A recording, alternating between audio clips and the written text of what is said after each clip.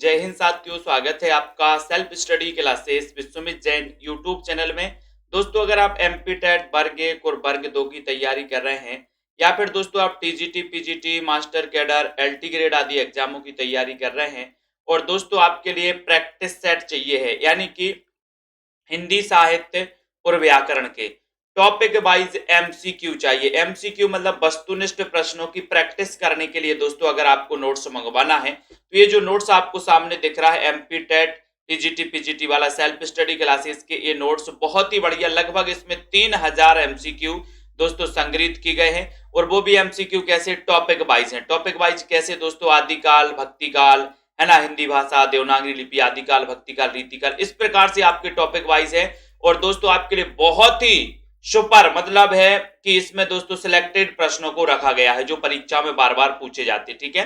तो ये आपकी दोस्तों बुक है। अगर आपको ये बुक मंगवानी है तो आप मात्र 599 में मंगवा सकते हो, है ना। इसका रिव्यू भी मैं आपको दिखा दे रहा हूं कि किस प्रकार की है। 599 ये पोस्ट चार्ज सहित है दोस्तों। 599 में आपके घर तक दोस्तों हम भिजवाएंगे। आपको क्या करना है, 9098609291 नीचे नंबर चला, इस नंबर पे दोस्तों आपको क्या करना है, 599 रुपए पे करना है ना, फोन पे करना है। उसी नंबर पे व्हाट्सएप पे स्क्रीनशॉट और अपना पता देना है और इसी नंबर पे आप संपर्क भी कर सकते हैं, ठीक है। इसका रिव्यू भी आप एक बार देख लीजिए। इसका रिव्यू मैं आपको दिखाता हूं कि किस प्रकार के इसमें आप प्रश्न है। ये बहुत ही शानदार दोस्तों बुक है, हिंदी साहित्य तथा व्याकरण। हिंदी साहित्य तथा व्याकरण की इसमें दोस्तों वस्तुनिष्ठ प्रश्न है और कैसे टॉपिक वाइज प्रश्न है, ठीक है। तो बहुत बढ़िया। यहां पर अपन देखें, सबसे पहले तो इसकी विषय सूची देख लो कि कौन कौन से टॉपिक की दोस्तों इसमें जो है एमसीक्यू है। सबसे पहले टॉपिक है हिंदी भाषा, फिर देवनागरी लिपि है ना। फिर दोस्तों हिंदी साहित्य के लेखन के स्रोत हैं, ठीक है। फिर आदिकाल के एमसीक्यू है, फिर भक्ति काल, ठीक है। रीतिकाल के एमसीक्यू हैं, भारतेंदु युग के एमसीक्यू हैं, द्विवेदी योग, छायावाद योग, ठीक है, प्रगतिवाद, प्रयोगवाद, नई कविता, नाटक, ठीक है, निबंध, कहानी, उपन्यास, एकांकी, जीवनी, आत्मकथा, संस्मरण, रेखा चित्र, रिपोर्टाज, यात्रा वृत्तांत, ठीक है। ये सभी टॉपिक वाइज एमसीक्यू मिलेंगे दोस्तों इसमें, है ना। और यहाँ पर देखें तो यहाँ पर आप देख सकते हैं कि गद्य, काव्य, डायरी, साक्षात्कार, ठीक है। उसके बाद दोस्तों नवगीत, साठोत्तरी कविता, पत्र पत्रिकाएं, काव्य शास्त्र के भी इसमें क्वेश्चन है। फिर वर्णमाला, ब्राह्म चिन्ह, शब्द भेद, ठीक है, पर्यायवाची, विलोम शब्द, संधि, समास, उपसर्ग, प्रत्यय, ठीक है, वाक्य, मुहावरे, रस, ठीक है, छंद, अलंकार, क्रिया, विशेषण, संज्ञा, लिंग, सर्वनाम और प्रमुख कथन हिंदी साहित्य से संबंधित। ये पूरे के पूरे दोस्तों इस प्रकार से आपको टॉपिक वाइज एमसीक्यू आपको इसमें मिलेंगे, ठीक है। यहाँ पर सबसे पहले हम देखें कि हिंदी भाषा के दोस्तों, हिंदी भाषा का ये चैप्टर है और यहाँ पर ये प्रश्न आप देख सकते हैं। सबसे पहले प्रश्न पूछा गया, भाषा शब्द की उत्पत्ति किस धातु से हुई है।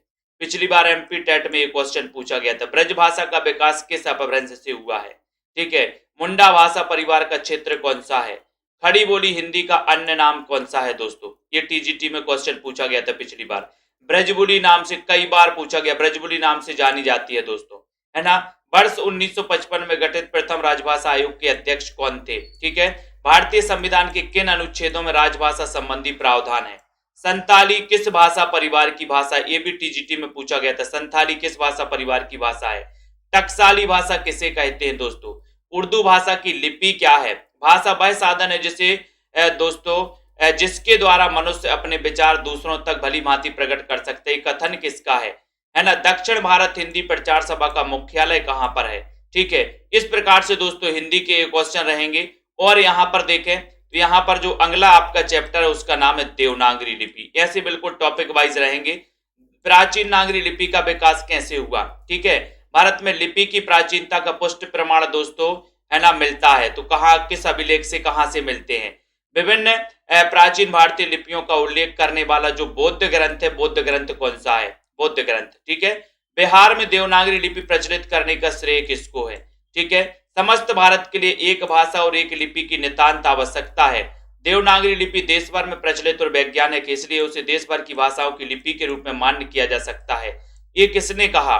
ध्वनि के अनुरूप संकेतों की दृष्टि से सर्वश्रेष्ठ लिपि कौन सी है। नागरी लिपि सुधार समिति के संयोजक कौन थे? सावरकर बंधुओं की 12 खड़ी का प्रयोग किस समाचार पत्र में होता था? एक लिपि विस्तार परिषद का संस्थापक कौन है दोस्तों? है ना। सन 1935 में हिंदी साहित्य सम्मेलन के इंदौर अधिवेशन में महात्मा गांधी के सभापतित्व में निम्नलिखित में से किसका गठन किया गया? नागरी लिपि के आरंभिक लेख मिले हैं दोस्तों, कहां से मिले हैं? है ना। उसके बाद यहां पर आते हैं, यहां पर देखते हैं हिंदी साहित्य के इतिहास लेखन के स्रोत में अगर हम देखें तो यहां पर इस प्रकार से रहेंगे। जैसे दोस्तों भक्तमाल के रचनाकार कौन है ना। 84 वैष्णव की वार्ता के रचनाकार कौन है? कविमाला किसकी रचना है? कालिदास हजारा के रचनाकार कौन है? कालिदास हजारा का रचना काल क्या है ना। कौन सी रचना दलपति राय और बंशीधर की है? सतकवि गिराविलास किसकी रचना है ना। रचनाकार की रचना काल की दृष्टि से क्रमबद्ध कीजिए, क्रमबद्ध आपको करना है। इस्तवारदाला लेतितुर हिंदुस्तानी के लेखक कौन है दोस्तों? है ना।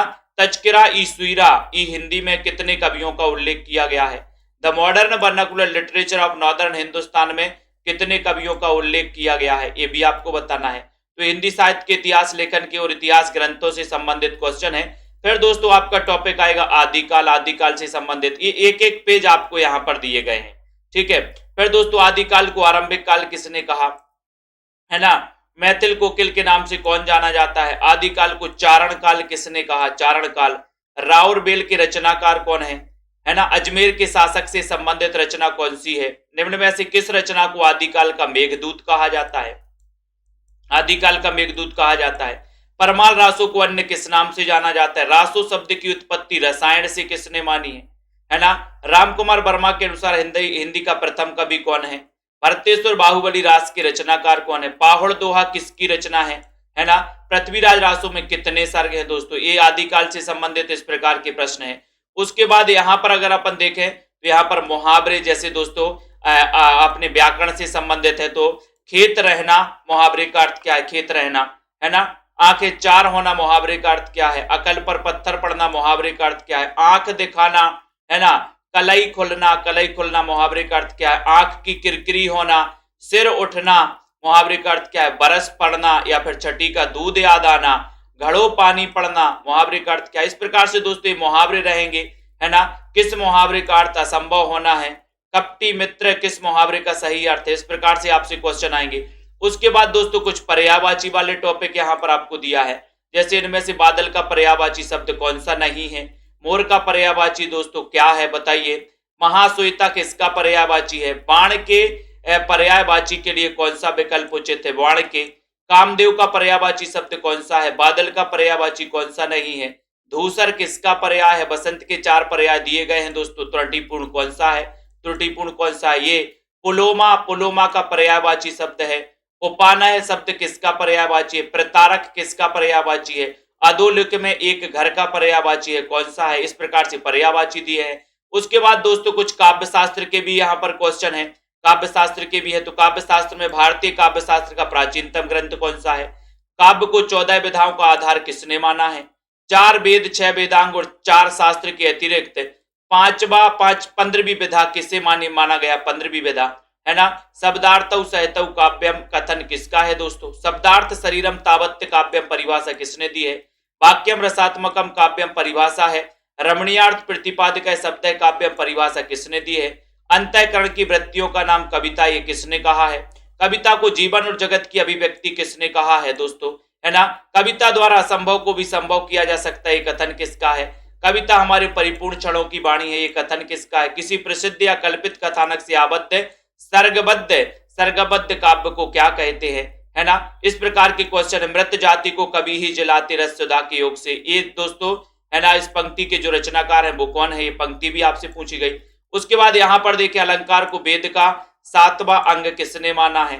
ठीक है ना। कीर्ति प्रीति हेतुत्वात् किसने कहा है? रस सिद्धांत के प्रवर्तक कौन है? आचार्य नंदलाल वाजपेयी ने काव्य की प्रेरणा किससे दोस्तों किससे मानी है ना।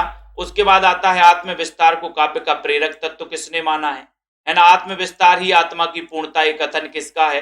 उसके बाद मम्मट ने प्रतिभा के किस शब्द का प्रयोग, प्रतिभा के लिए किस शब्द का प्रयोग किया है? प्रतिभा को अपूर्व वस्तु निर्माण क्षमा प्रज्ञा, इनमें से किसने कहा है? प्रतिभा को नवोन्मेष शालिनी प्रज्ञा किसने कहा है? ऐसे क्वेश्चन है। आचार्य बामन ने काव्य हेतु के किस के लिए किस शब्द का दोस्तों प्रयोग किया है काव्य हेतु के लिए, ठीक है। कविता में सर्वोपरि महत्व इनमें से किसका होता है। ये सारी चीजें, ये शानदार इतने वस्तुनिष्ठ जो प्रश्न है, ये प्रश्न आपके लिए है दोस्तों। बहुत ही शानदार ये बुक है। जिनको भी इस दोस्तों नोट से इस बुक को मंगवाना है अपने घर पर, तो पोस्ट चार्ज सहित आप दोस्तों अपने घर पर इसको मंगवा सकते हैं। ये नंबर दिया है, इस नंबर पे आपको संपर्क करना है, ठीक है। इस नंबर पे आपको फोन पे करना है 599, स्क्रीनशॉट देना है व्हाट्सएप पर, अपना पूरा पता देना है। ये नंबर है दोस्तों 9098609291। इस नंबर पे आपको संपर्क करना है अगर नोट्स मंगवाना है आपको। तो ये वाले बहुत ही शानदार है, एमपी टेट एग्जाम के लिए, सेट एग्जाम के लिए, है ना, नेट एग्जाम के लिए भी उपयोगी है दोस्तों। और आपके दोस्तों master cadre exam, TGT, PGT, LT grade, RPSC एग्जामों के लिए भी दोस्तों ये बहुत ही इंपॉर्टेंट है, ठीक है। तो जिनको भी मंगवाना है संपर्क जरूर करें। वीडियो को लाइक शेयर अपने मित्रों को जरूर पहुंचाएं ताकि सभी को लाभ हो सके, ठीक है। जय हिंद।